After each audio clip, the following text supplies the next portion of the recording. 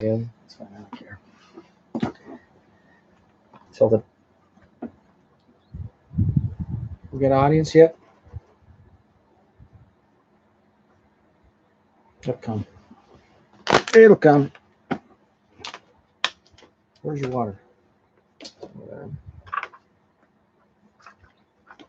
Okay, Gary, we got about 15 people on, so it's we got transmission. All right, guys. We got some big problems, and we got some heavy hitters that are coming out.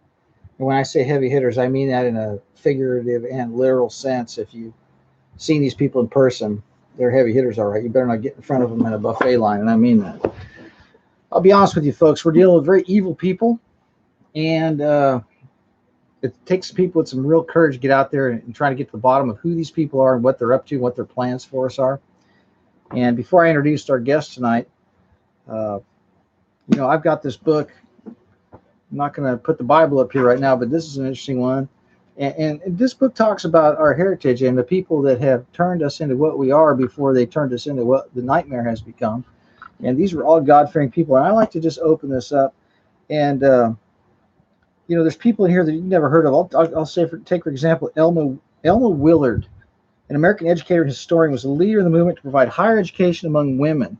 And she was born in Berlin, Connecticut, and began teaching at the age of 16, married to John Willard in 1809. With a little help, she established a boarding school, later a girls' seminary. Did you hear that? A girls' seminary, teaching girls how to preach the gospel. And this is what she wrote. She was an American historian back in the mid-18th century, folks. The government of the United States is acknowledged by the wise and good of other nations to be the most free, impartial, and righteous government of the world, but all agree that for such a government to be sustained for many years, the principles of truth, righteousness taught in the Holy Scriptures must be practiced, and the rulers must govern in the fear of God, and the people obey the laws. That was in 1843, folks, written by a woman who was an educator. Now, you know what kind of women we have right now in this country that are on your television screen? They can't wait to take their clothes off and flash the Illuminati signs at you and promote a bunch of toxic crap and give you bad diet advice and tell you how wonderful it is to take your clothes off for some psychopath and hand over what God has given you to save for your husband to the dumpster. Ladies and gentlemen, for such a government to be the envy of the world, it must be sustained by the principles of truth and righteousness taught in the Holy Scriptures. And the rulers must govern in the fear of God, and the people obey the laws. Our rulers today, folks, they govern in the worship of Lucifer, and the people revel in hedonism, debauchery, lies, deceit, and just flat out total immorality and lawlessness. Let me tell you something, folks. We're not putting up with it. I want to introduce you tonight to Mr. Gary Galeno.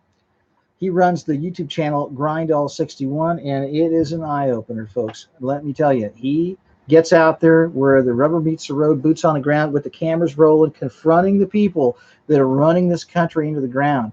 And today was no exception. Past few days, he's been very busy covering these people who have plans to turn this nation into the Hunger Games in real life. And so without any further ado, and before I go into that, we'll just go into a quick prayer. And remember, folks, this is the roadmap to life, liberty, the pursuit of happiness, and eternal life. And it's a love story about Jesus Christ and how he died for us. Let's just go into prayer real quick, because in this conversation tonight, we got to have the right people in the room once again. Father, in Jesus' name, we come before you as sinners, and we thank you for the shed blood of your sinless Son on that cross 2,000 years ago, who cleanses us from all unrighteousness, and your Holy Spirit that was sent to pick up where he left off, to guide us and to give us courage and wisdom to lead the path for freedom and truth and righteousness to prevail, so that humanity has a future and a glimpse of the foreshadowing of the eternity that you have promised for us. May you have your hand of protection over our families, and may you bless our endeavors, give us wisdom, strength, and courage to prevail, and may the wind be at our back, and may the road rise with us in the days ahead. In Jesus' name we pray, amen. Amen. Gary Galeno, Grindall61, go ahead and tell us about what's happening, my friend. All right, so excuse me, wow. So there has been a lot going on. I could probably do a long time on each of the few events that have happened the last week, but I'm going to talk about the last 3 videos that I've posted on the channel, Grindall61. Also, I'm going to post this tomorrow on my channel. So if you are watching this from my channel, make sure you subscribe to the Fullerton Informer. But anyway, so what I have here in front of me, this is the SCAG Regional Transportation Plan. And to me, this is priceless. There's only a handful of these out there. They only published a handful of them. And most of them are probably sitting in a box somewhere at SCAG because when we fought the passage of this plan, there was nobody there fighting it, and basically you got one of these if you were there at the meetings and you picked one up. So Now, Gary, for those in the audience that don't know who SCAG is, can you please tell the audience who and what SCAG is? SCAG is the Southern California Association of Governments. They are what is called a Joint Powers Authority, and there's a lot of legalese that goes into explaining what that is, but the way I explain it, just briefly, is it is the joining of it is the consolidation of power into the hands of the few, and so it is a bureaucracy. I refer to it as a parallel shadow government. In where I live in LA County, we have the LA County Board of Supervisors. That's your county representation. But what most people don't realize is that there are other county bodies that run parallel to the Board of Supervisors who are unelected. SCAG is one such body, and SCAG is what is referred to as a Metropolitan Planning Organization, or MPO, and they are the largest MPO in the entire country. And basically what they do is they write plans, like this one, for example. So SCAG is not passing any laws. They're not legislating. They're a planning agency, and they are making recommendations to Congress and the legislature. Now, there is a federal law that all metropolitan planning organizations, and they're all over the country, they're not just in California, every 4 years by law from Congress, they have to pass a regional transportation plan. Now, in California, when you pass any plan, it must include sustainable community strategy, which is fighting global warming, which is the implementation of Agenda 21. Now, the way SCAG is made up is, as I said, it is a government agency, and anyone familiar with city council, you would know that the city manager and the staff is who runs your city, and your city council, who is elected, essentially it's their job to rubber stamp whatever the city staff has put in front of them.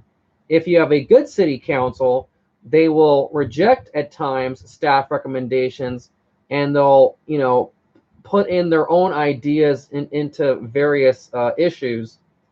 Well, SCAG is like a bad city where they don't really care what's put in front of them. They just pass it no matter what. So at SCAG, they have there's a state appointed staff. It's government jobs, and every so often, once a month, they have their big monthly meeting. And so this is hold on. It's called the Regional Council. Let me hold this up for you while you're talking. So it's called the Regional Council, and the Regional Council is who makes all the decisions for SCAG, which really is not the truth. The staff is making all the decisions, and the Regional Council, they vote on the policy that is put in front of them by the staff. Now, open that up and just show everybody all of them. So the Regional Council for SCAG, it's a 79-member body, and each member represents at least one city.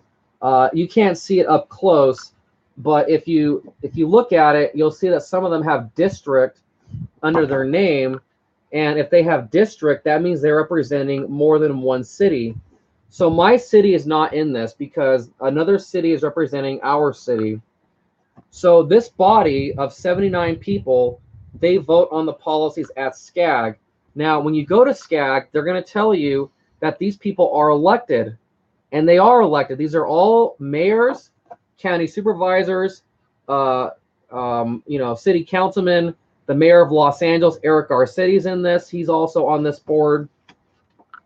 And they are elected, but they are not elected to SCAG. Now, if you've watched Rosa Corey, one thing that she taught me was she said that Agenda 21 is the crossing of jurisdictional boundaries. And that is exactly what these people are doing. You have people who are traveling hours away from home. This SCAG body encompasses 6 counties in Southern California: San Bernardino, Los Angeles, Rivers. People that make the decisions for your quality of life for 20 million people. And a lot of these people, you have no control over kicking out of office, because this is exactly what he said, folks. So one of the counties I mentioned was Imperial County. And Imperial County is next to San Diego County and borders Mexico. And so it's now the regional council, they hold their meeting once a month on a Wednesday at 9 o'clock in the morning in downtown Los Angeles. So if you live in Imperial County, you have to drive 4 or 5 hours if you want to attend this meeting, where you're being told you're being represented. These people are not elected. They are not elected to SCAG. They are only elected to sit on their local city body. So that's what SCAG is. And I could probably explain a lot more in detail. Anyway, so show them the plan real quick, the book that you're holding. So as I said earlier at the beginning of this is the regional transportation plan. And look at how thick it is. Well, that's only part of it, because the environmental impact report is 2,000 pages, and they did not. Do you have a copy of that? No, we were not. They only have it on a disc that you can look at on a computer. Will they allow you to get a copy of the disc? I have the disc. Okay. Yeah, I have the disc. Maybe we ought to put that up on the FullertonInformer.com. Yeah, I could give it to you if you want it. Yeah, let's get it and the EIR is where all the nasty stuff is. There's a lot of nasty stuff in here as well. But anyway, so this is what I like to, because this is the act was when they voted on 2 things. They voted on this plan.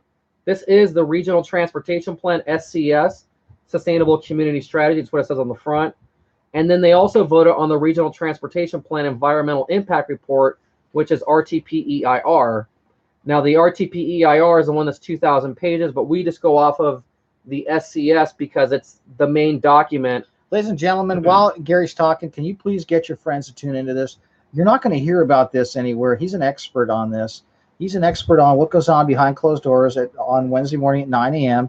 when all these people in these pictures have been wined and dined and fattened up at an expensive hotel the night before, so they didn't have to brave the commute and the traffic to get there on time, just so that none of us can get there and see what they're up to. Please get everybody to tune into this right now.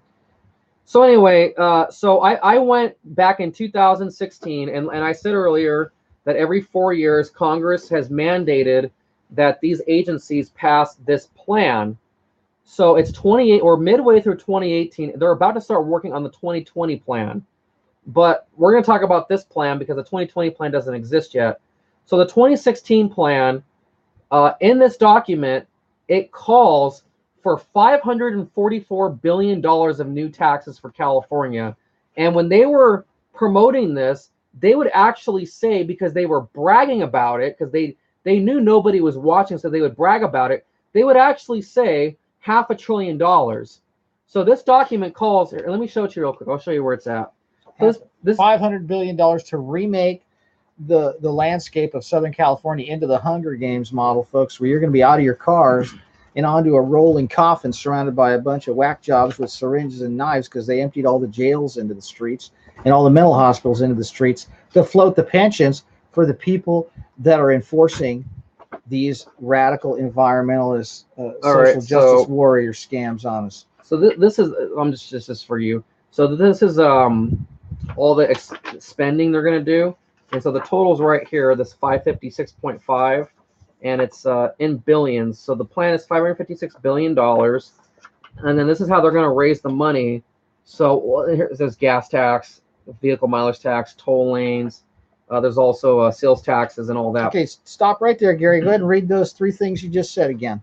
Well, let me explain, because I'm going to get into that. All right, good. Just make sure. Yeah, no, I'm going to get into that. Well, anyway, so in 2016, we went to the meeting where they voted on this document, and the document calls for $500 billion of new taxes.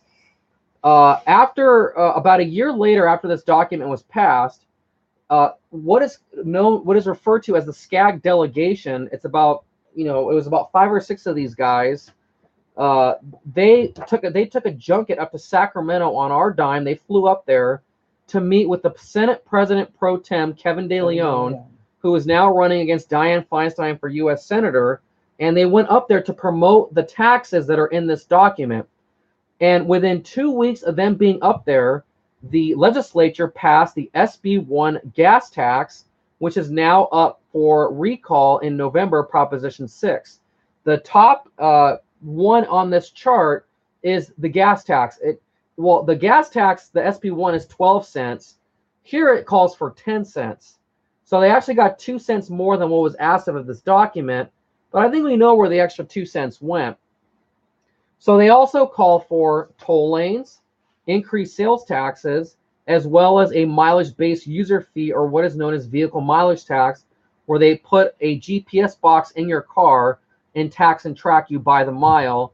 That is something we've been fighting for the last couple of years and is very slowly going through the process of potentially being implemented. And that's a whole other topic that I don't want to really get into, because there's a lot of stipulations about that involve the Proposition 6 vote in November. But anyway, so that's what SCAG is. That's what they're doing. SCAG is a planning agency. They made this plan, $500 billion, to raise all these taxes.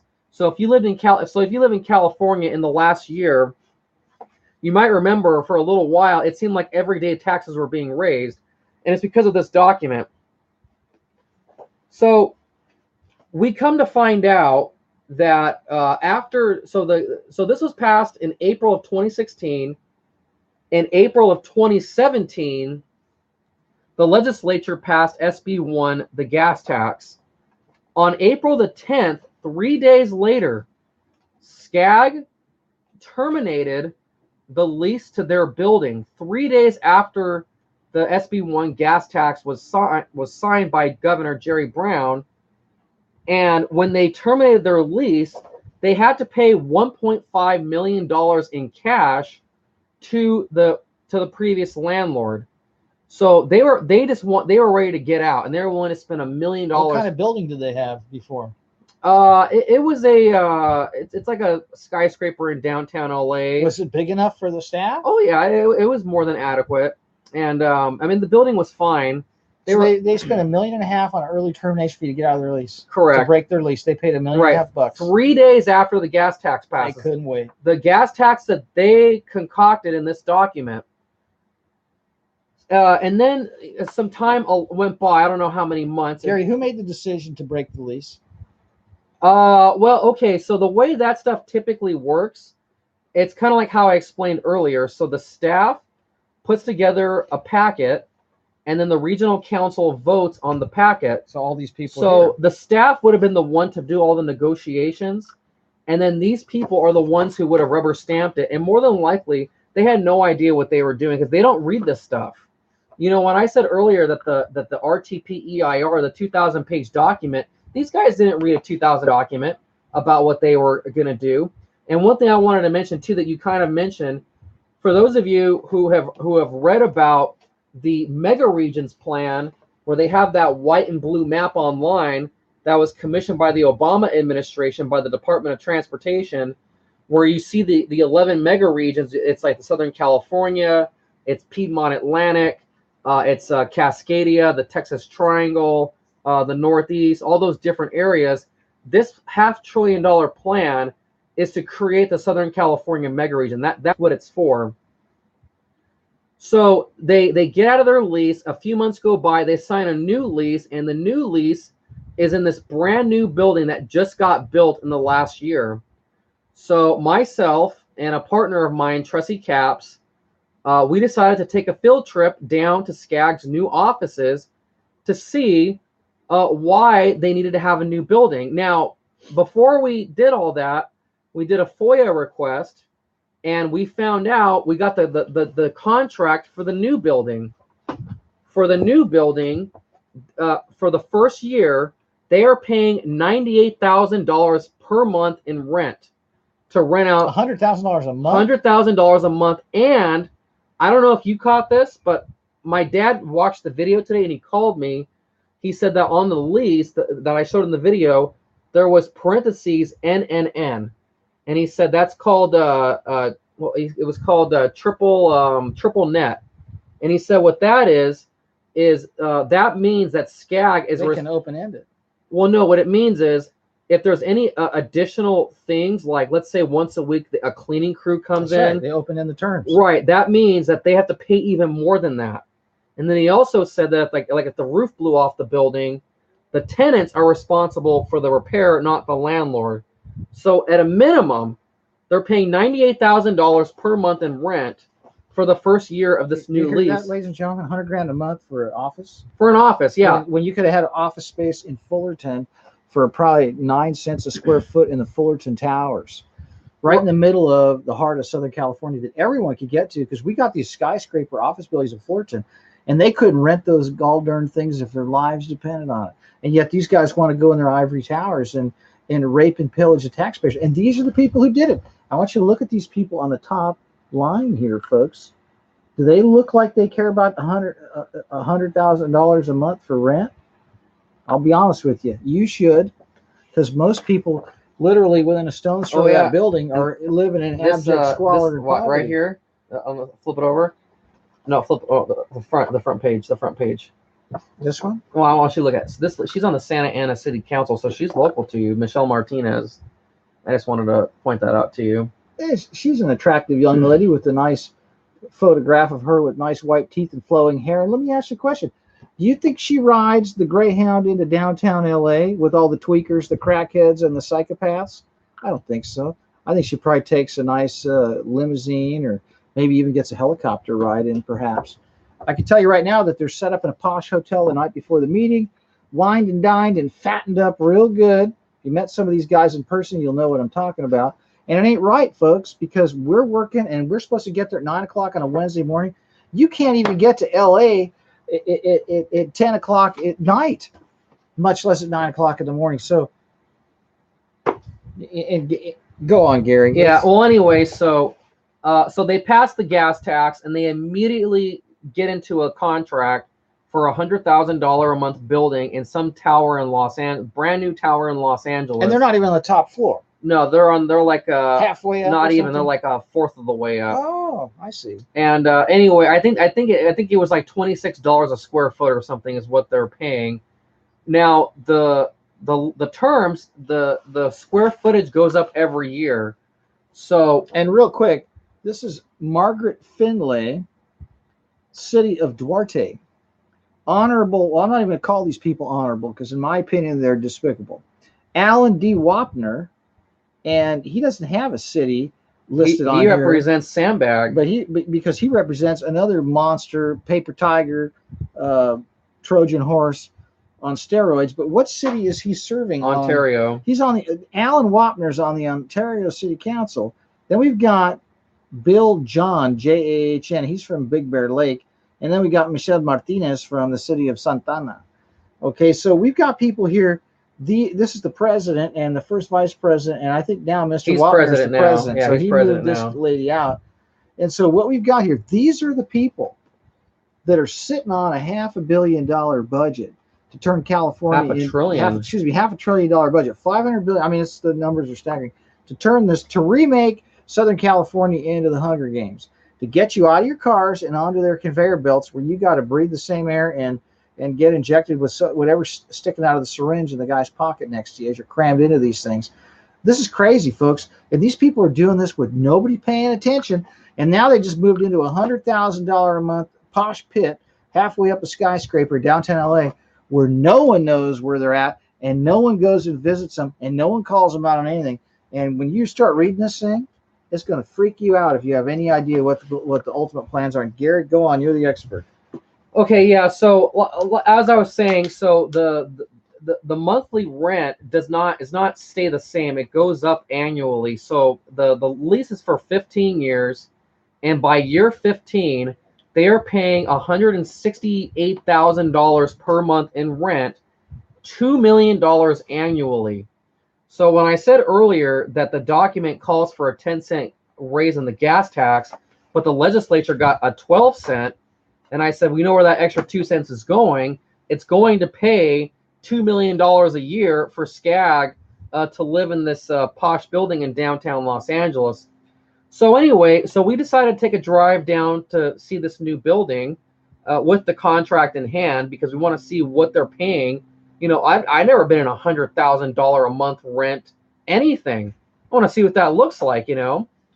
So we're driving down Fifth Street, and it's a literal third world country, and we actually witnessed socialism on display, where there's these beautiful towers just a mile ahead, and then all along the street are tents, trash everywhere, just garbage stacked up everywhere, people walking in the street, and like Venezuela. Yeah, and I made the comment in the video that it looked like the apocalypse. Now, what I'm referring to, and it's in the title of this video, are the last 3 videos that I have posted on my YouTube channel, Grindall61.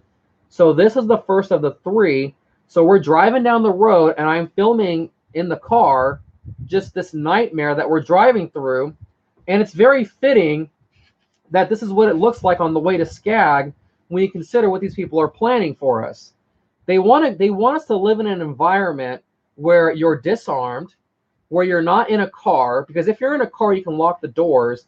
They want you in an environment where you're on foot at all times, or on a bike, or on a government bus, where you're in the elements, where you're surrounded by people who are foreign to this nation, and where it's just a big free-for-all in a sanctuary state. You know, and basically it's literal survival of the fittest out there in that kind of environment. So we're driving down the road to go to SCAG, and like I said, it's just a total nightmare, third world cesspool. So we get to SCAG, and we walk in, and when we walked in, it looked like a subway terminal, in that there were little like, what is it called? Not aisles, but like the little areas where you walk in to put your ticket in the machine, and then it opens a little door that lets you through. It's like a kiosk. Yeah, it's like a little kiosk. Turnstile Turnstile thing. Yeah, exactly. And so if you're working the building, you have a card, and you wave your card, you go in. Now it's a secured building basically, and it has to be like this because a mile down the road there's 2,000 people living in the street who are living in dire squalor. So to get in as a visitor, you have to check in with the security desk. So you walk up to the security desk. Now, keep in mind that we did not just pick this day randomly to go to SCAG. We picked this day because SCAG was holding a public hearing, and they are subject to the open meeting laws of California, which means it's open to the public. You're allowed to attend. You're allowed to film it, broadcast it, put it on YouTube, and you're allowed to ask questions. And they don't film these meetings, do they? They are not good about it. They do film some of them, but even when they do, they don't even put them online for 6 months sometimes. And were you the only speaker there from the public? Yes, I was. Okay, I need to stop right here. Okay, and I don't like to interrupt you, but I'm interrupting you on this. Ladies and gentlemen, this guy is the only person out of 20 million people that showed up to a public hearing. Are we that far gone? No, we're not that far gone. You know what the problem is people are not talking about this. And that's why he's here, because I want everybody out there to subscribe to the Grindall61 YouTube channel. I want everybody on my channel to go jump over there and get a quick education on how they're going to turn this into the Hunger Games. And this man right here is the expert. Keep going. Yeah, well, I didn't want to say it at this point, but it's okay. So yeah, I was the only person that spoke in the LA office at SCAG. Now, when they do these meetings, they do a teleconference with other cities throughout the 6 counties, and they have Palmdale, Orange County Transportation Authority. They had San Bernardino. They had Coachella Valley. They have Ventura. They had Imperial County. So all across Southern California are these other satellite offices where a SCAG rep sits, and they facilitate this meeting, and they allow you to make public comment. There was not a single person that showed up to the satellite offices to make public comment. Okay, so once again, 1 out of 20 million. Yeah. What is wrong with this picture? These guys have plans to wall us in to a scientific kill grid and get us out of our cars, and they're going to do that by taxing you to death and by putting all kinds of restriction on fuel and mileage, everything. And they got plans for you, folks. And if you don't wake up, you're going to end up going down with the ship, or you better get out of Dodge. And we're here to tell you that we're trying to save the ship and we need your help. Go on, Gary. Yeah. So as I was saying, so this particular public hearing, it is subject to the open meeting laws of California, and I say that very deliberately because of what happened next. So we had to check in with the security desk, and they asked us for our IDs. Now I'm guessing someday they're only going to take real ID and won't even take your regular driver's license. So now, a lot of the time, I will fight when they try to make you show ID, but I wanted to go up there and see this office. So I was willing to do whatever I had to do to go up there without getting the police called on me or anything like that. I did not want to be denied entry into this meeting, which might have been a positive because then I could, sue or whatever. But that's not what I was there for. I was not there to be litigious. I was there to see this office building. So they asked for our ID, and then the lady that was working the desk, she scans it into her computer. Now, I want to make a point about that. My privacy was violated when they did that. I don't know where that information is going. I don't know who is keeping that information. I don't know where it's being stored. I don't even know what they did with that information, if they checked for a criminal record or anything of that sort. Or for all I know, it might have went straight to the Department of Homeland Security or the FBI or who knows what it went. They don't ask for ID when you go to a city council meeting. They don't ask for ID when you friggin' vote. So, and of course they don't ask at city council because they're not allowed to. So, but, this is SCAG is in a building that's 70 floors with all kinds of businesses. So this is not a quote unquote government building. This is a business building essentially. So first, they scan our IDs, and then after they scan our IDs, the security person then asks what our business was in the building, which is another violation, because when I walk into City Hall to go see my mayor, I don't have to tell them what my business is. I'll tell them in the public comment what my business is, not beforehand, so they can vet me and figure out if I'm even allowed to speak in the first place. So they asked us what our business was, and we had all kinds of paperwork from SCAG about this particular public hearing. So once again, I'm not trying to fight it. I just want to get allowed to be up there. So we presented them our paperwork, and then, and I don't know what shocked me the most, scan the driver's license or this next thing. The lady then picks up her phone, she calls up SCAG, and she says, I have Gary Galino and Tressie Capps here, and they say they're here for this public hearing. Are they allowed to go upstairs? And to which SCAG say, yeah, let them up. But the point being is, we had to be given permission to go see a government agency.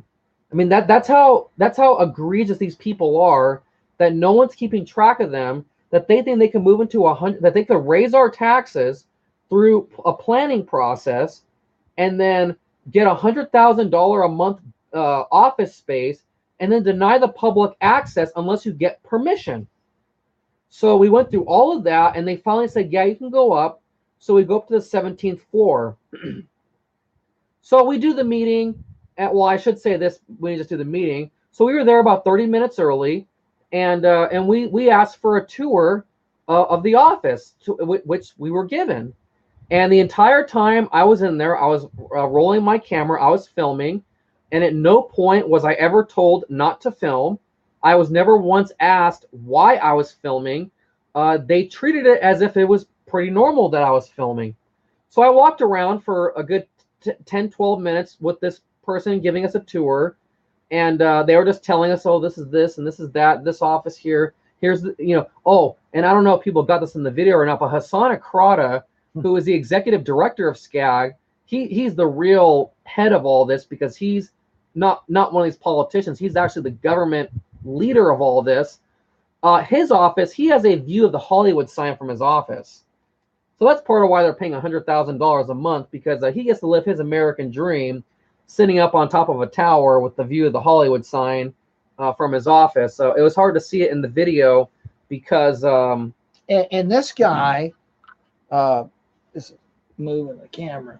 Oh, I'm sorry. That's okay. This guy was a former planner from the Soviet Union. That's right. Yeah, he's a literal communist, and so we got a communist running the biggest unelected bureaucracy, unconstitutional regional government, $500 billion scam, and it's run by a former, practically a KGB guy.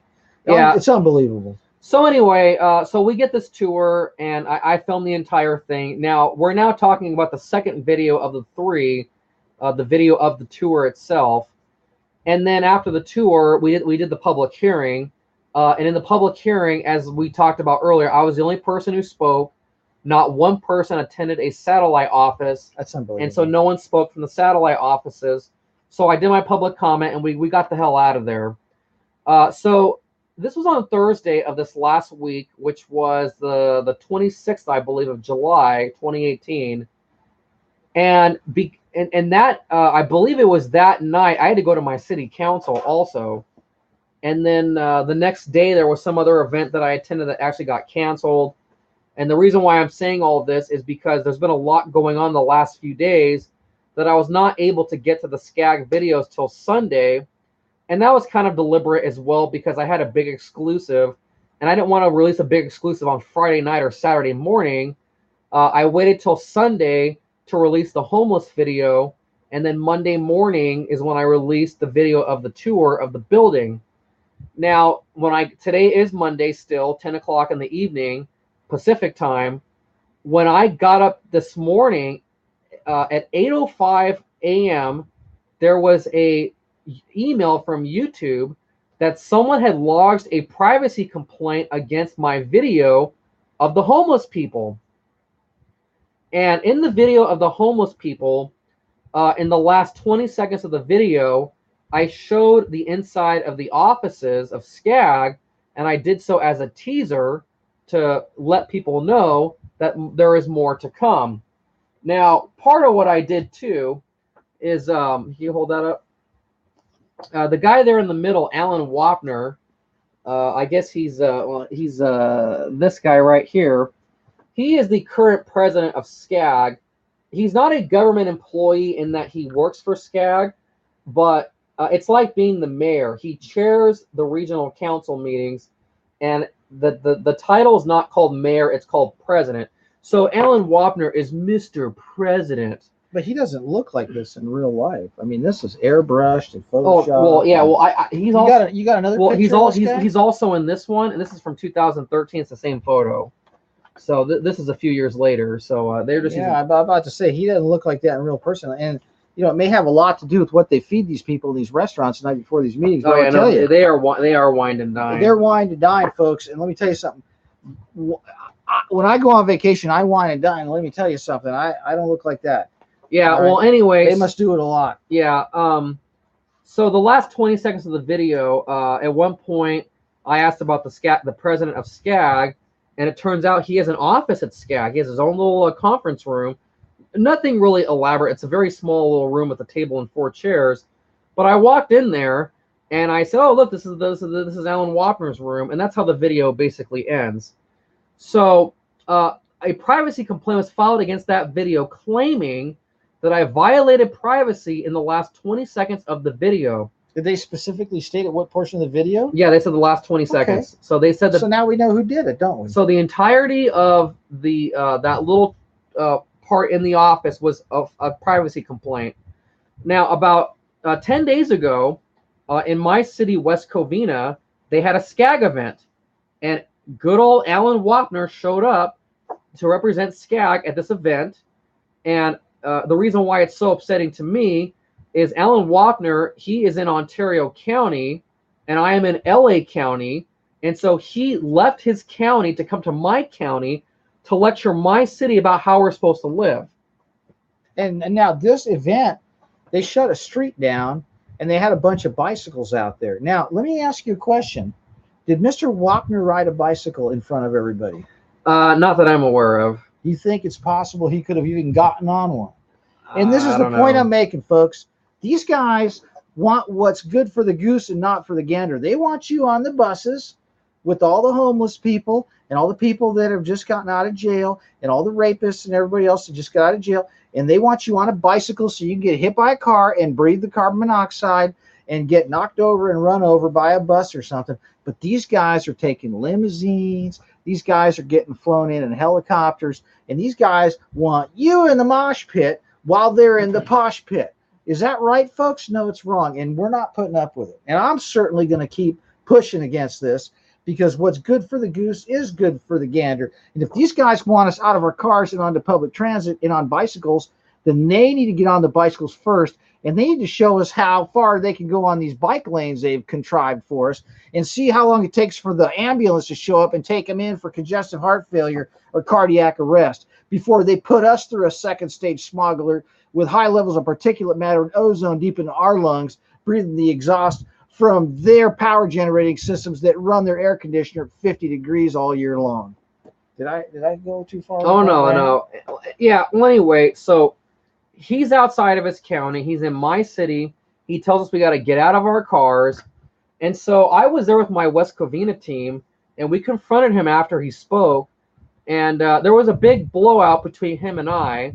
And I come to find out he's been an avid viewer of my YouTube channel. Alan Wapner. Yes, because he knew exactly how much money I had raised through GoFundMe, and I've used a GoFundMe to pay for an attorney. And actually, I want to say something about that really quick.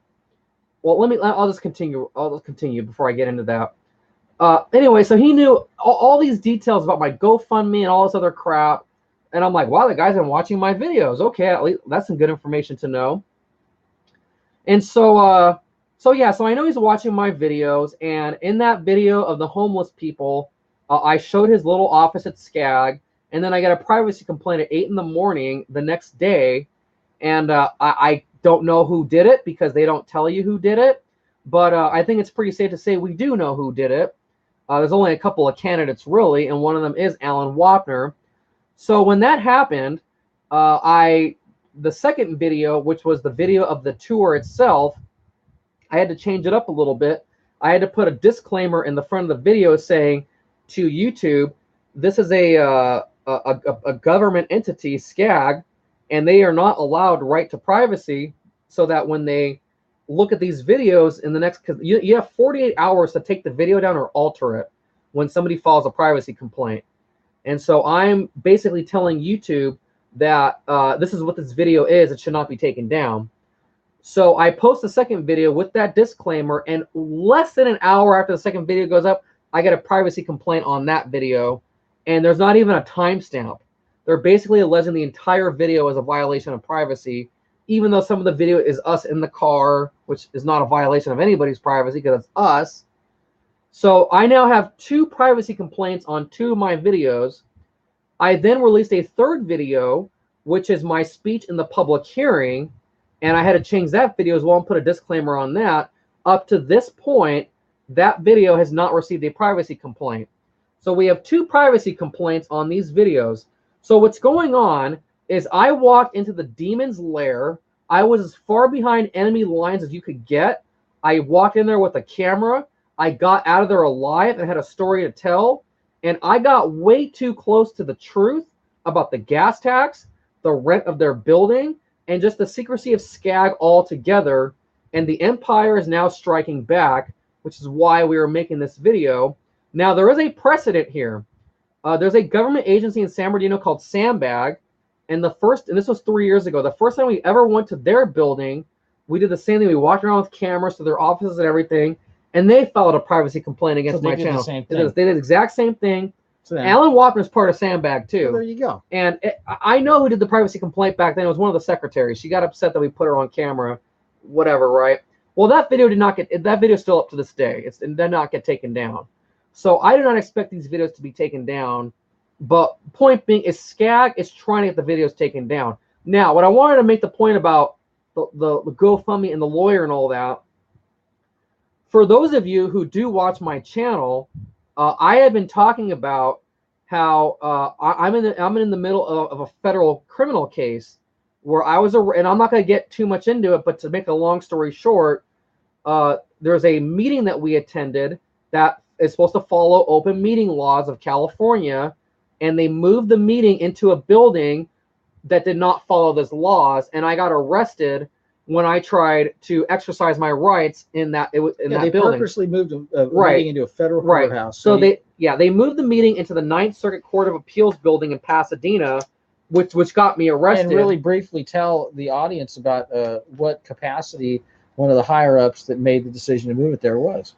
Oh, well, okay, so wasn't he a judge? Yeah, the person who made that decision, he was the chair of the commission itself, and he is a retired federal judge. So he knows. Who knew all the rules of that building. The ropes. He knew the ropes. And then we found out in the trial itself that the Ninth Circuit building in Pasadena, it's considered the most secure building, like in all of California, basically, when it comes to that system. You know, all they got to do is get any place and put some cops out front. Right. So this was a setup to frame him. Yeah. So they picked the most secure building possible to have that meeting. But I'm not trying to talk about what happened that day.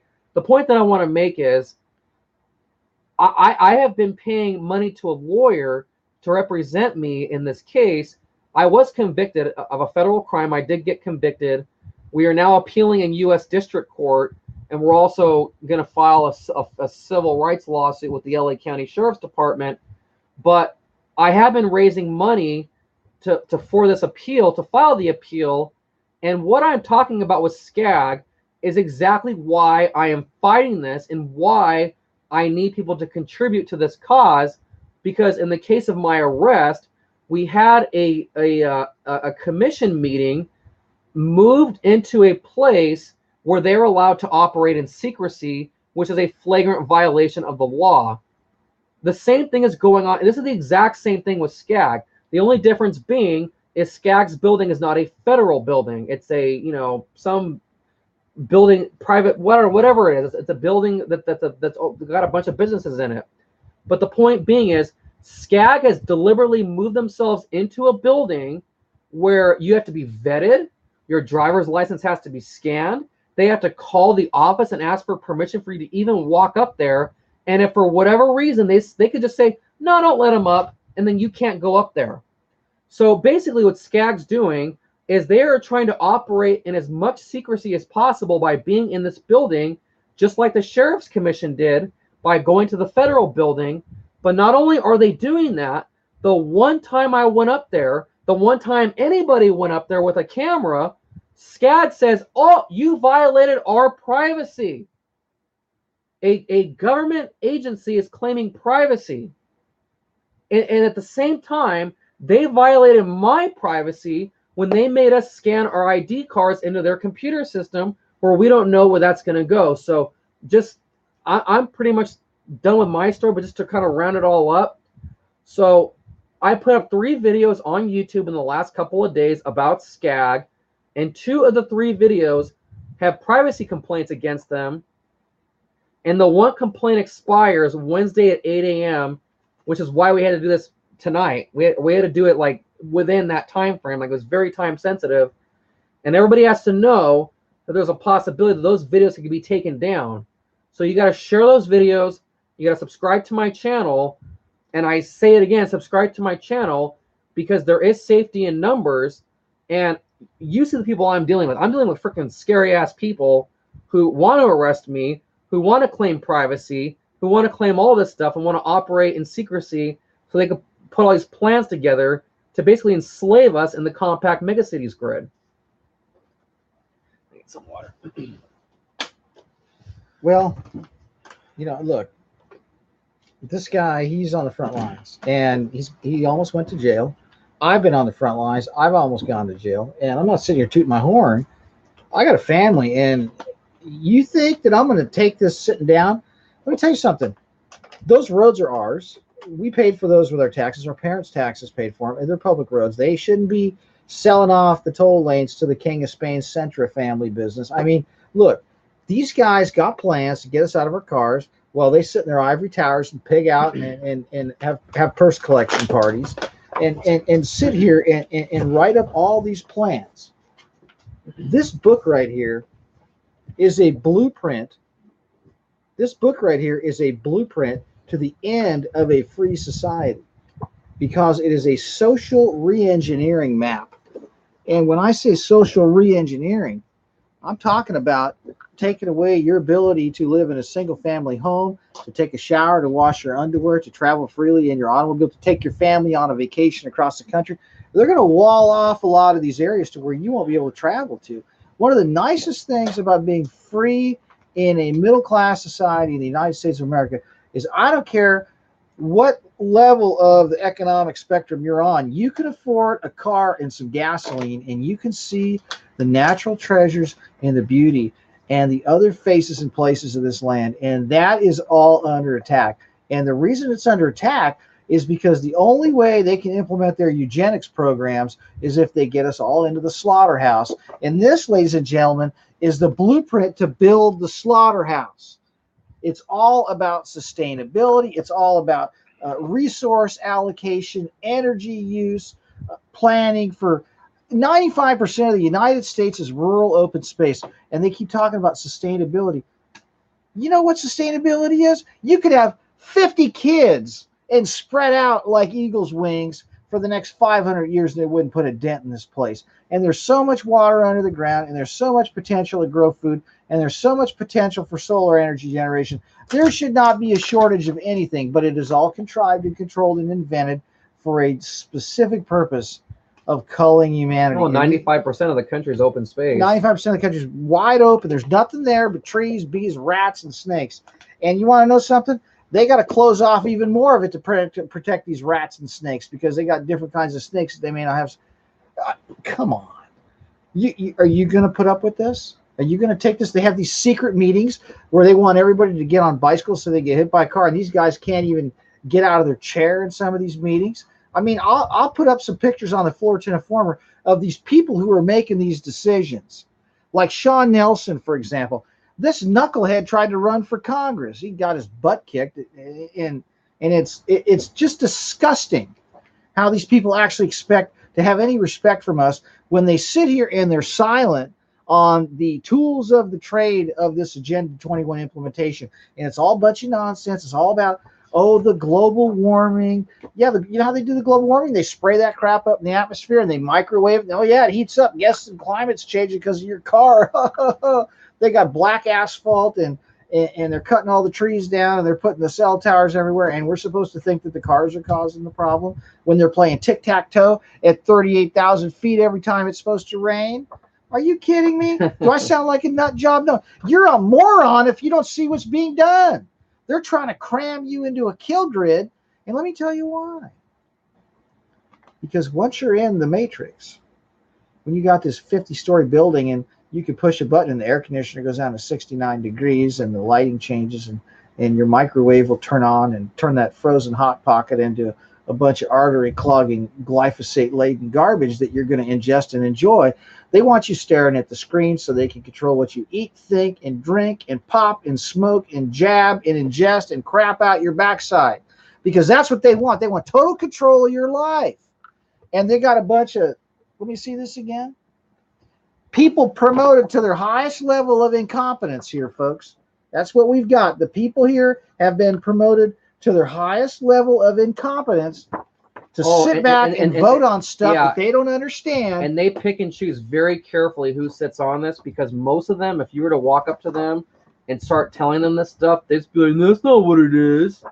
These guys don't know what's in here. I can tell you right now, I go through this, I can cursorily do a review, and I know exactly what they're up to just by the statements. It's all couched in these politically correct terms. Look, why do we have traffic? Why do we have a problem with traffic? You want to know why? We got 3 reasons why we got traffic. Number 1, there's a bunch of illegal aliens on the road with driver's licenses that have no business driving on our roads. They don't belong on our roads. They're illegal aliens and they shouldn't have a driver's license. That's a problem. Number 2, you got a bunch of morons in Caltrans and in city government running the traffic division and the traffic light synchronizations that are clogging up the roads. Number 3, they've killed the economy, so no one's going to work and everyone's driving around with nothing to do on welfare. That's a problem. You see, folks, we used to have what's called a rush hour. And you could go to the airport or go up to LA or go down to San Diego or go down to the beach before rush hour or after rush hour. You know what you got now? 24-hour day rush hour. Yeah, now there's rush hour on the weekends. I can't believe that. And it's not because we're overpopulated. It's because people have been taken out of their routine, and they have added a bunch of people, millions of cars that have no business on the road because the operator should not have a driver's license because they're an illegal alien. And their car is a jalopy piece of crap that's polluting the air, running on 3 of the 5 cylinders, and they're getting their rig smog checks. I mean, it's unbelievable, folks. I see bald tires, brake lights out, belching smoke, bad brakes. I watch these cars where they slam on their brakes and the thing's going 3 different directions, wobbling all over the street, almost running into somebody with some kids in the back seat of the Honda minivan that has nothing between the front end of that broken down F-150 that was made when Nixon was president and a sheet metal back end with 3 little kids in the back of a van from a housewife who's coming back from the grocery store. Ladies and gentlemen, that's the problem. Now, another problem we have is they've turned everybody loose on the streets. And so you got all these people walking across the street, walking in the crosswalk, holding up traffic that shouldn't be walking around on the streets. They should be in a mental institution, or they should be out working instead of slamming heroin or snorting a bunch of meth or smoking a bunch of meth and looking for handouts on the freeway off-ramps. All these problems have been created intentionally to bring society down so they can come up with the usual Hegelian dialectic modus operandi, Ord ab chaos, Masonic operation model called order out of chaos and problem reaction solution. So they cram everybody in, give us crappy conditions. Oh, the traffic, oh, the smog. And then they got to rein in all the behavior that we believe is freedom and they look at as destructive behavior. You know, like getting in your car and turning on the key and like driving to the beach with your family so you can get some sunlight and some fresh air and some exercise. Do you know what they want you doing? They want you sitting in a house, stuffing your face full of a bunch of disgusting high fructose corn syrup processed food that makes you fat and stupid and lazy and destroys your health so you'll end up on drugs. And these guys that put this all together, they have this plan for sustainability. And you know what sustainability really means? Is you get less and they get a lot more. It's rationing. And they have no sense of rationing by the looks of some of these characters. Okay? Let me tell you something. I've been places on my vacation, and some of the people that are in this group, they're one of a kind. These guys got it down in terms of them indulging. They haven't seen a bicycle since it was on television. I guarantee it. They wouldn't know what foot to put what on. All right? These people couldn't ride a bicycle if they were running away from an axe murderer. But they want us on a bicycle. They want us out of our cars. But yet they want to take their jet plane across the country to go pick up a bottle of wine they forgot in New York and bring it back. That's the kind of mentality we're dealing with. $100,000 a month for an office building? Are you kidding me? Why does it take $500 billion to change the geography? And that doesn't include the construction costs. That's just their cost of their delusions of grandeur and how to cram us into these slaughterhouses. And let me tell you what the design is going to be, folks. Walled off areas where you can't get out. The traffic will be so bad you'll be locked in. Cell towers everywhere. 5G systems on every light pole. Video game consoles in your kid's lap. Wireless controllers right on their nuts. iPads on your daughter's laps, all staring at how to make slime and how to make cookies and cream and all this nonsense. I'm telling you, folks, they're turning you into a bunch of cage rats, and you got a bunch of monkeys doing it, and nobody's paying attention except for this guy. I couldn't make the meeting because I was out of town. But could you believe this? 20 million people, and he's the only guy that shows up? I want to take you there so bad. I'm going to go, and we're going to go to the ivory towers, and I'm going to put my camera in their face, and I'm going to ask them some hard questions. And I'm going to ask them why they serve Lucifer, why they think it's okay to cull humanity and cram us all into these unhealthy arrangements where they want us to ride our bikes and breathe exhaust fumes. They don't talk about having bike lanes along the roof of the freeway. Do you think if they really had any concern to solve traffic problems, don't you think they would erect 1,000 miles of bike lanes on top of the freeways with little, how much does it cost to put one of those things up?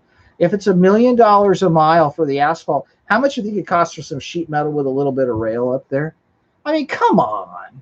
These guys, they're spending $100,000 a month just for the rent, and the place was empty. You were there, there's nobody there. Yeah, well, they're on their summer vacation. Oh, they're all on vacation. They could go rent something anywhere. When they have a meeting, they could bring the cops. Yeah, I have some documents that have all the SCAG employees. There's a lot of employees. There's a lot.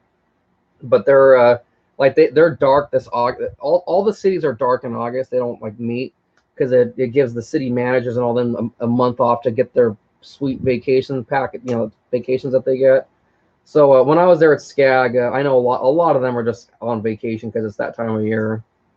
So I wanted to. The next regional council meeting was supposed to be this Wednesday, and I wanted to try to get you to go, but it's canceled. Well, it's always canceled in August. It always is.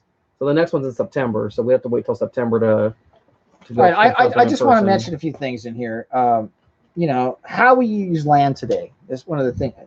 It's going to be different than how we use land in the future. Let me tell you, how we use land today? Really stupid. Have you noticed that they've taken the most fertile area in the United States, Orange County, they've asphalted the whole thing, and then some of the most prime coastal area they give to the Marines so they can blow up cars with 50 caliber rifle slugs and see what happens to a propane canister when you hit it with a 50 caliber from a half a mile away. I mean, and they got everybody living in Moreno Valley getting asthma from the ozone that's backed up against Cucamonga. I mean, look, folks, how we use land today, it's going to get even worse. They don't want you burning any fireplaces, so you can't have any ashes to put in your garden to regenerate the minerals in your soil. But yet Disneyland gets to put, I don't know, 70 to 80,000 pounds of metallic nano compounds and sulfuric acid compounds into the upper atmosphere over Anaheim as it rains down on the trailer parks for all the people that are working in the Tragic Kingdoms restaurants and everything. They can pollute all they want. You have all these things. You have all these electric car companies making these batteries over in China that, their pollution is off the charts. And yet we over here, we can't even fart because they're going to pretty soon have a methane meter on your backside the rate this is going. This is out of hand. All right. This is out of hand. And they don't want to talk about why we're running out of water. It's because they won't let us drill down deep enough to get to the primary source of it. And yet we are forced to rely on recycled sewage with all the Prozac and the birth control and the runoff from the surface rainfall that supposedly comes from this bogus hydrologic cycle. If the hydrologic cycle was the source of our water, guess what? The Mississippi, the Nile, the Tigris, the Euphrates would have dried up a long time ago, ladies and gentlemen. Did you fall off the turnip truck? Do you not realize they're lying to you about what's under the ground? Do you not realize there's enough water under the ground that continuously regenerates itself, and there's enough to feed everybody times a million? But they don't want that. You know why they don't want that? For the same reason that those corn farmers don't want those wild hogs running around, because they think we're going to eat all the corn. They look at us a bunch of wild hogs on a corn farm, and so they just want to pick us off and get our numbers down. They look at us like rats in a silo because they want it all for themselves. They don't want people watching what they're doing. That's why back in the old days, the king would have his forest. I've talked about this before. There'd be a castle with a moat around it and a drawbridge, so you couldn't get in there and wring their necks, because they were starving everybody into having children with birth defects and making everybody live in the cities in squalor with 2-pound to 10-pound rats running around spreading the bubonic plague, passing it around like lollipops on Halloween, and people were dropping like flies, while the kings were stuffing their face weighing 500 and 600 pounds with little kids in those castles, ladies and gentlemen. That's still going on. And they want us crammed into these kill grids and walled off away from all this open space so they can keep doing that crap. And at the core of all of this shift in social engineering policy is to protect the interests of those who seek to destroy us and the representations of how we're supposed to live here. Because everything in here is contrary to what God has foreordained us to, and that is to be fruitful and to multiply and to inherit the earth and to work it. And that means we're supposed to have access to dirt, to grow food, not to be stacked up in an apartment waiting for our number to come up like in Logan's Run, folks, but that's their plan. Gary, anything else you have to say? They're trying to take his channel down because he's reaching people with information that they don't want getting out, because there's a secret government plan to cram everybody in here, get us out of our cars, control all the electricity and the water, and eventually how much you're going to be able to eat. And God help a lot of you out there that are addicted to, by the way, you need to get off the wheat and the sugar, because that's the sleeping gas. It's like a drug, and everybody's mainlining this stuff to where they can't think and they can't sleep unless they got enough of this stuff going through their bloodstreams. Get off of that garbage right now and wake up And I want to tell you something. If you do that, you'll feel different and you'll think differently and you'll realize what's being done to you. You're being drugged by these people. And some of these people that are doing the drugging are drugging themselves and don't even know it. My point is that we are under attack. And they've got plans for us in these mega city regions. You watch the Hunger Games, you watch all this stuff, they've got it all figured out. They've got everything down to a science. And that's why they got these guys spending $500 billion figuring out how to get everybody into the Vernon meatpacking plant. And that's not going to happen, folks, if we wake up and we expose this. Because this stuff has to pass and it has to be implemented. And it has to be implemented at local levels. So the city's got to vote on this. The county's got to adopt this stuff. And these clowns got to vote on it. There's still plenty of ways to stop this. We could throw these people out to keep jacking up our taxes like that knucklehead Newman. We threw him out. And we got somebody in there that is not going to raise our taxes. I do have something to say, actually. Go ahead, take it, Gary. This is especially if you live in California. So we talked about the SB1 gas tax earlier, and that is up for repeal on the November ballot. It's Proposition 6. So we're voting yes on Prop 6. SCAG has basically admitted that if that tax is repealed, it's going to be devastating to them. Like, we're going to essentially kick a leg out from underneath them. So without having to do very much in your own personal life, by just showing up and voting yes on Prop 6, you can contribute big time to disrupting these agendas. Now, to give a quick example, I have not aired this on my channel yet. I'm going to do it later on when the election gets closer. And one of my city meetings at City Council, one of the plans that they wanted to do that we've stopped for the time being is they want to take 2 lanes off each side of or a lane off each side of the road on a busy street where I live, Glendora Avenue, so they can more bike, blah, blah, blah, and all that crap. And at the present time, the city has not voted for a funding source to do this project, so the project's been delayed for the time being.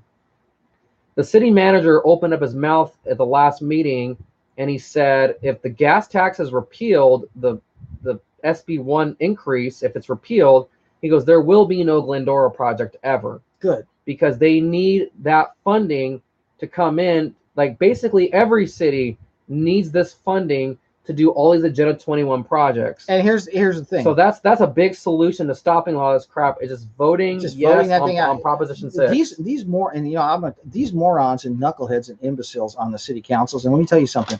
That's what they are. The good ones are few and far between to find members. These guys are usually bought and paid for, promoted to their highest level of incompetence, as I said. They've given so much money to the cops and the firemen and all this ridiculous salaries to all these people that have run the cities into the ground that there ain't nothing left to put this crap into place.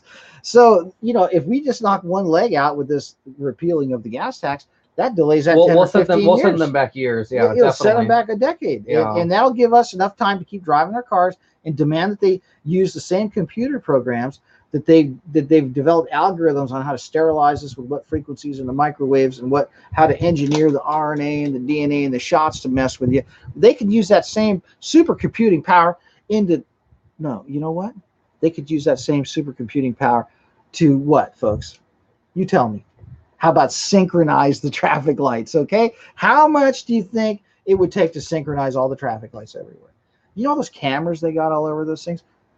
Is some weirdo getting his jollies looking at that thing in some basement somewhere? What's the purpose of all that? Well, it's face scanning, facial recognition, track and trace everybody with the digital, all this stuff, the retina scan, the facial recognition at the DMV.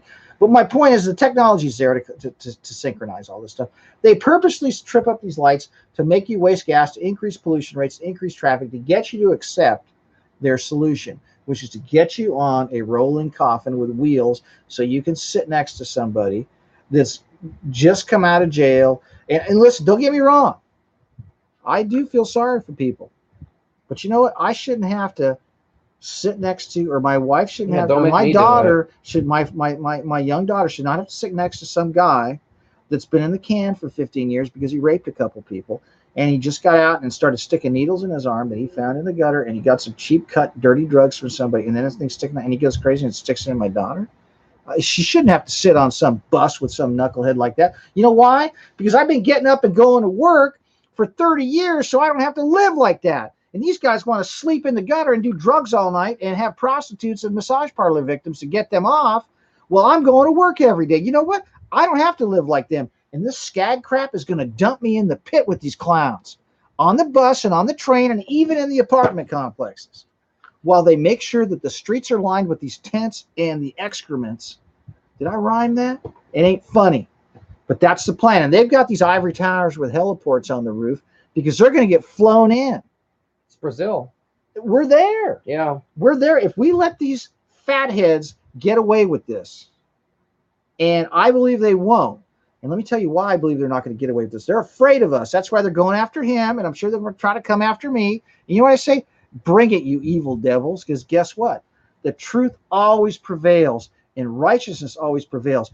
And when God's involved, and you know what? God does not want people living in these crammed in, horrendous conditions. That's why he made the earth so big, and he put so much water on it. But they are hiding everything from us and controlling everything and cramming everybody into these prisons and these cages.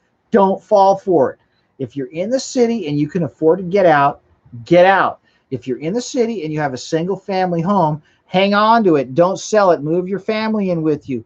Plant a garden. Get rid of your patio and put trees in your backyard. Grow food. Learn how to compost. These are things they don't want you to do. They want you to live in an apartment with a guy on the top of you and below you and beside you and underneath you and behind you that's got 5 or 6 Wi-Fi routers and cordless going through your walls. They don't want you to have any fresh air. They want you to go to the commissary and eat all your frozen food that's been laced with a bunch of garbage that'll put you in a pine box a lot quicker than anybody can imagine, because that's the plan. And the guys making these decisions, do they know what they're involved in? I believe so. They may act stupid, but the ones at the very top, like Mr. Alan Wapner, He knows that exactly guy what he's is no doing. dummy. Alan Wapner, in my opinion, is a devil. Am I looking right into the camera and saying that? Mr. Wapner, are you watching this, pal? Guess what? The Fullerton Informer's got your number. You want to know something? You're a scag scumbag, because you guys are doing stuff behind our backs, hiding it from everybody, and making sure that the people who are trying to expose it can't get in with a camera. And when they do, you do stuff to keep other people from seeing it. And you know what? You're a disgusting pig, sir. In my opinion, you are a disgusting, vile pig, because you want to take away our right to travel.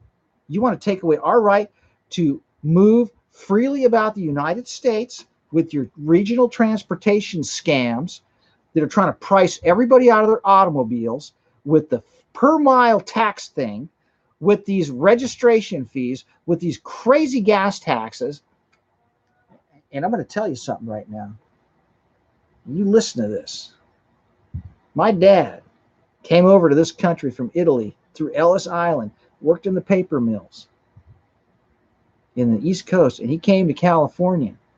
And he drove out here in a 1968 Ford Galaxy in 1968 and got a job in a factory in Garden Grove making shoe boxes. And he drove that car for 40 years to put his kids he drove that car for 30 years to put his kids through college, and it was a V8, and it got 10 miles to the gallon. You want to know something? Do you know what your stinking gas tax would do to my dad now? He wouldn't have been able to put his kids in college. But you know what? My dad wouldn't put his kids on government subsidies, because my dad was a man. And you're attacking the poor working people with your schemes, because these people have to live out in Smogville because you shut Camp Pendleton off, which is bigger than Orange County, to the public. So people have hellish commutes that destroy their health, that fill the air full of smog, and force them to drive old cars and live in places they can afford that are riddled with crime, because that's your plan. And you know what that does to families? It ruins them, because the man dies young, the woman doesn't have her husband, the kids don't have their dad, and they stay impoverished. And that increases the crime and the delinquency, and you all love it, right? Because you make these little deals so you get the 50th floor for $100,000 a month. Are you kidding me? And by the looks of some of you, you need to stop going out to lunch and get on a bicycle. And when I see you, maybe I'll bring a tape measure and make an assessment of how much we need to take off of your waistline from the taxpayer's coffer that you've been pigging out on too long. That's real sustainability. Sustainability. This ain't sustainable. You know, these guys are eating for 5 people. If we really want to talk about sustainability, we'll put these guys on a bicycle and we'll put them in a situation where we'll put a time lock on their refrigerators. And actually, no, let's shut the refrigerators off. Let's save the electricity for a month. I'm a Christian, folks, and these people are devils. And let me tell you something. They got plans to kill off people with these schemes and destroy the economy, because that's another thing. These carbon taxes and these carbon schemes, do you know what they do to the economy? They kill jobs. You know what happens when jobs get killed? People have to go further and further and further away for work. You know what that does? That increases pollution. That increases traffic. That increases every bad thing I just mentioned in my previous 2.5-minute rant. Now, I watched what my dad did, and he did it by choice. Okay, he wanted to make sure that the house was paid off and that mom stayed home and his kids all got an education, so they didn't have to breathe paint fumes and come home with kerosene all over his hands like my dad did as a setup mechanic in a box factory. And he died an early death because he laid it down for his kids. And ladies and gentlemen, this gas tax and this carbon tax and all this nonsense is driving people into an early grave, because it is taking opportunity off the table and putting it in the hands of the elite that want you dead and gone so they can do their dirty deals in private on the 95% of the land that they want to take away from us so they can have it for themselves and turn it into the 99% of the land. So there's no way on God's green earth any of us will ever catch them doing the evil stuff that they're really doing behind the scenes that I'm not going to go into right now, but you know what I'm talking about. I think I've said enough. Gary, do you have anything to add to this? No, good rant. I appreciate you guys watching, and subscribe to my channel, Grindall61, Agenda 21 expert. And if you're Gary watching this Galeno. on my channel, subscribe to the Fullerton Informer. All right, so, and you know what? You know, once in a while,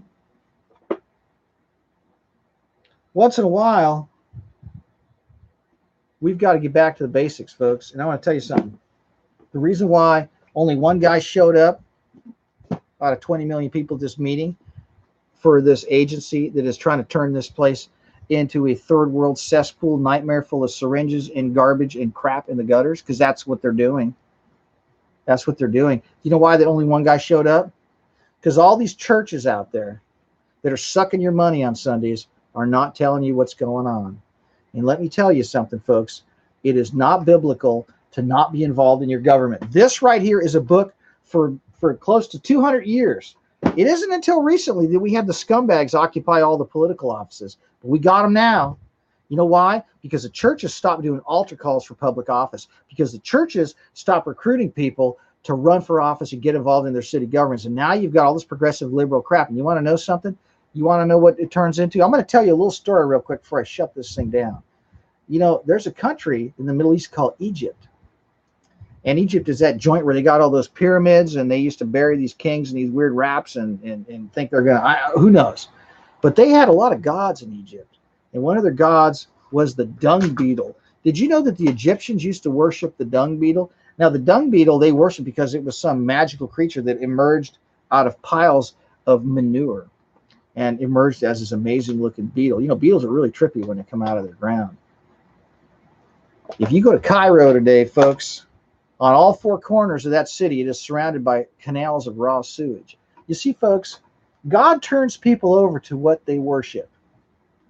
And mark my words, if you want to sit back and let these people have their way with you, God will turn all of us over to the devices of these wicked people and the desires of your hearts. And let me tell you something. I'm going to get into something real quick before we hang this up. These guys got plans to turn this into the slums of the bubonic plague era. Okay? It's already being done. You've got raw human sewage in the streets of these cities. And you've got heroin needles and all kinds of filth in the streets. We've already got a situation where they're setting us up for an epidemic or something. They could stage one and blame it on that for all I know, and that could be in the cards. We must turn from our wicked ways of laziness and stop living just for me and mine and start looking out for other people and not living for how many zeros you got in the bank and what you got in the driveway. Because I'm going to tell you something, folks, there could come a time where in a moment's notice, none of that could matter. We need to go encourage, and we need to love other people. And loving other people doesn't mean you go give the guy that's in the gutter another $20 so he can buy another bottle of Thunderbird and a pack of menthols. They need to hear the truth. They need to clean up their act and get right with God and pull themselves up by the bootstraps and go through the struggle and get off the jib. And the same go for all you guys. You got to get off your butts, get off that couch, get off that TV, put that remote control down, take that box of Red Vines and throw it in the trash, and open your eyes and go down to your city council meeting and look those people in the eyes who are making decisions for you, and maybe even become one of them. And most importantly, pray for wisdom and courage, because we cannot have a nation of freedom if our leaders aren't involved in a daily reading of the Holy Scriptures. If you want a nation that is a safe, righteous, truthful, happy place where we're secure in our personal effects in our homes and in our rights to have a fair and speedy trial and all the blessings we have, the rights to own guns and the rights to freely travel, the rights to not self-incriminate, the rights to all these things, you can't have it in a moral society. And the longer they continue with this immorality promulgation, the quicker we're going to lose it all. Jesus Christ is the way, the truth, and the life. And those of you who deny him are part of the problem. And you know who you are, because there's a group of you out there that got a problem with him. And I got news for you. Your number's up. And God has got his hands on you. And if you don't get right with him, he's going to show you the ropes. Mark my words. Thanks for watching, folks. And subscribe to Grindall61 YouTube. This has been a tough message tonight, but 1 in 20 million right here, folks. You're looking at 1 in 20 million. Gary, give him a smile before I push the button, buddy. Good night, everybody.